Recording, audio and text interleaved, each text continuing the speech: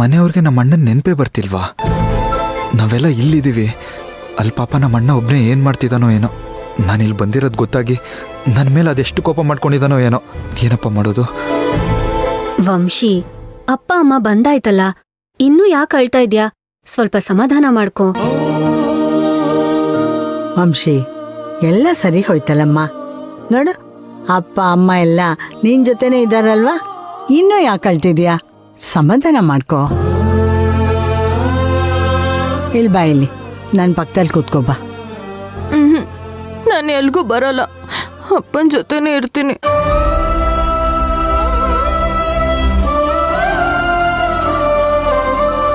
ಅಪ್ಪ, ನಾನು ನಿಮ್ಮ ಹತ್ರ ಒಂದು ವಿಷಯ ಕೇಳ. ನಡೆದಿರೋ ಯಾವ ವಿಷಯನೂ ನೀವು ಮನ್ಸಲ್ಲಿ ಇಟ್ಕೊಂಡಿಲ್ಲ ತಾನೆ?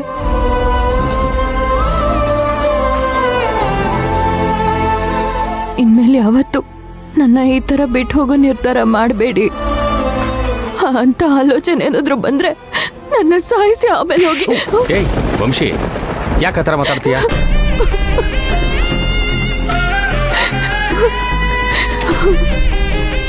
ಇಲ್ಲ ಪುಟ್ಟಿ, ಇನ್ಯಾವತ್ತೂ ಈ ಥರ ಮಾಡೋದಿಲ್ಲ.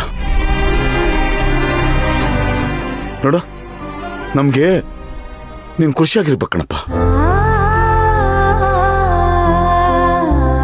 ಅದೇ ಇಷ್ಟ ನನಗೆ.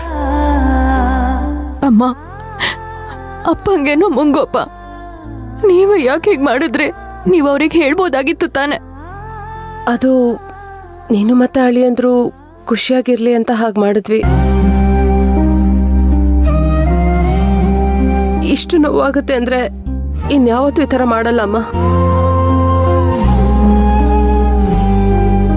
ಪುಟ್ಟಿ, ನೀನು ಒಬ್ಳೇ ಇರೋದು ನಮ್ಗೆ. ನಿನ್ನ ಎಲ್ಲಿದ್ರು, ಹೇಗಿದ್ರು, ಯಾವಾಗಲೂ ಖುಷಿಯಾಗಿರ್ಬೇಕು ನೀನು.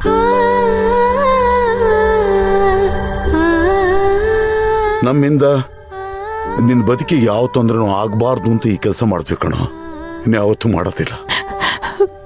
ನೀವು ಊರು ಬಿಟ್ಟು ಹೋಗಿರೋದನ್ನ ಕೇಳಿ ನನ್ನ ಮನ್ಸಿಗೆ ಹೇಗಾಗಿತ್ತು ಗೊತ್ತಾ ಅಪ್ಪ? ನಿಮ್ಮನ್ ಬಿಟ್ಟು ನಾನು ಹೇಗಿರ್ಲಿ? ನಿಜವಾಗ್ಲೂ ನಿಮಗೆ ನನ್ನ ನೆನಪೇ ಆಗ್ಲಿಲ್ವಾ? ಅದಕ್ಕೆ ತಾನೇ ನಾವು ವಾಪಸ್ ಬಂದಿದ್ದು. ಇಬ್ರು ನಿನ್ ಬಿಟ್ಟು ಊರ್ಗೋದ ತಕ್ಷಣ ಅದು ಸಂತೋಷವಾಗಿ ಇದ್ಬಿಡ್ತೀವ ನಾವು.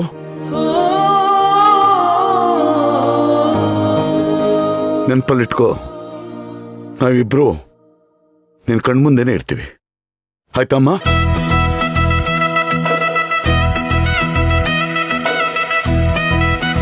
ನಮ್ಮಿಂದ ನಿಮ್ಗೆಲ್ಲ ತೊಂದರೆ ಆಯ್ತು, ದಯವಿಟ್ಟು ನಮ್ಮನ್ನು ಕ್ಷಮಿಸ್ಬಿಡಿ. ಅಯ್ಯೋ, ಎಂತ ಮಾತಾಡ್ತೀರಾ? ಕ್ಷಮೆ ಕೇಳಬೇಕಾಗಿರೋದು ನಾವು. ನಮ್ಮಿಂದ, ನನ್ನ ಮಕ್ಕಳಿಂದ ನಿಮಗೆ ತುಂಬಾ ಬೇಜಾರಾಗಿದೆ, ನೋವಾಗಿದೆ. ದಯವಿಟ್ಟು ನಮ್ಮನ್ನು ಕ್ಷಮಿಸಿ.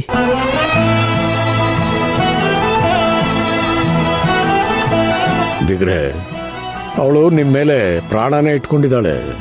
ದಯವಿಟ್ಟು ಇನ್ಮೇಲೆ ಈ ಥರ ಎಲ್ಲ ನಿರ್ಧಾರಗಳು ತಗೋಬೇಡಿ. ಇದೆಲ್ಲ ಆಗೋದಿಕ್ಕೆ ನಾವೇ ಕಾರಣ. ನಮ್ಮನ್ನು ನೀವು ಕ್ಷಮಿಸ್ಬೇಕು. ಏನೋ ಕೆಟ್ಟಗಳಿಗೆ ಇದೆಲ್ಲ ಆಗ್ಬಿಡ್ತು. ಇದನ್ನೆಲ್ಲ ಇಲ್ಲಿಗೆ ಬಿಟ್ಬಿಡೋಣ. ನಮ್ಮಿಬ್ಬರಿಗೂ ಕೃಷ್ಣ ಮಗಳು, ಅವರಿಬ್ರು ಸಂತೋಷವಾಗಿದ್ರೆ ಸಾಕು.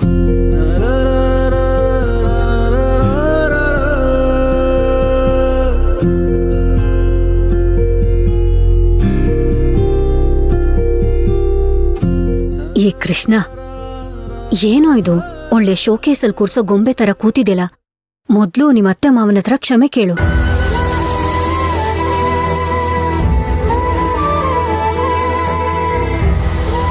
ಕೃಷ್ಣ, ಏನಾಗಿದೆ ನಿನಗೆ?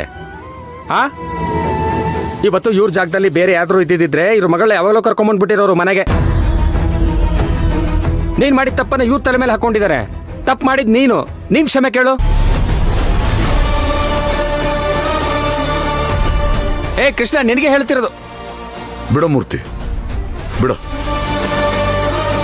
ಇದರಲ್ಲೇನ್ ಕೃಷ್ಣನ್ ತಪ್ಪಿಲ್ಲ. ಸುಮ್ಮನೆ ಯಾಕೆ ಅವನ್ ಬಲವಂತ ಮಾಡ್ತೀಯ?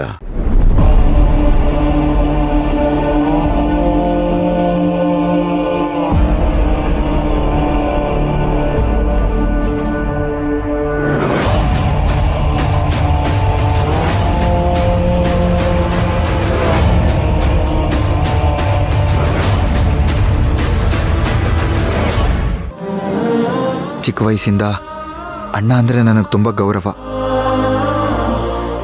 ಅವನು ಹೇಳಿದ್ದೆ ವೇದವಾಕ್ಯ.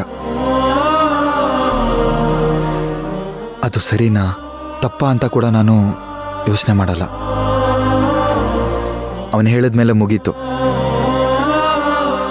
ಇವತ್ತು ಕೂಡ ಅದೇ ಮನಸ್ಥಿತಿಲಿ ಕೋಪದಲ್ಲಿ ನಿಮ್ಮ ಮನ್ಸಿಗೆ ನೋವು ಮಾಡಿಬಿಟ್ಟೆ. ದಯವಿಟ್ಟು ನನ್ನ ಕ್ಷಮಿಸ್ಬಿಡಿ.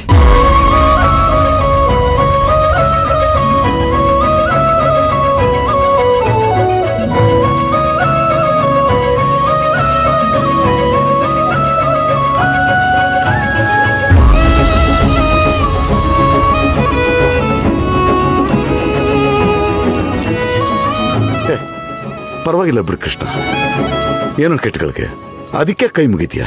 ಕೈ ಇಳಿಸಪ್ಪ ನೀನು. ಕೃಷ್ಣ, ದಯವಿಟ್ಟು ಕೈ ಕೆಳಗಡೆ ಇಳಿಸು. ಇದನ್ನೆಲ್ಲ ನೋಡೋದಕ್ಕೆ ನಮಗೆ ಸಂಕಟ ಆಗತ್ತೆ. ನೀನ್ ಕೂತ್ಕೋ. ಕೃಷ್ಣ ಇಳಿಸು, ಇಳಿಸಪ್ಪ ನೀನು. ಕೂತ್ಕೋ ಕೂತ್ಕೋ.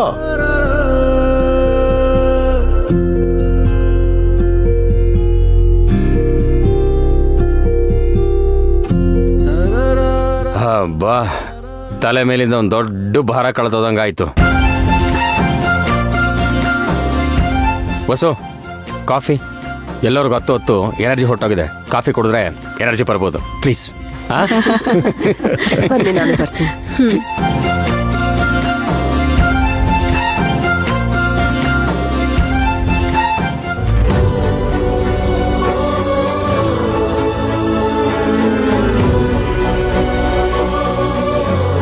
ಬಿಡಿ, ಬಾಯಲ್ಲಿ ಕೂತ್ಕೋ. ಇದು ಬಾ.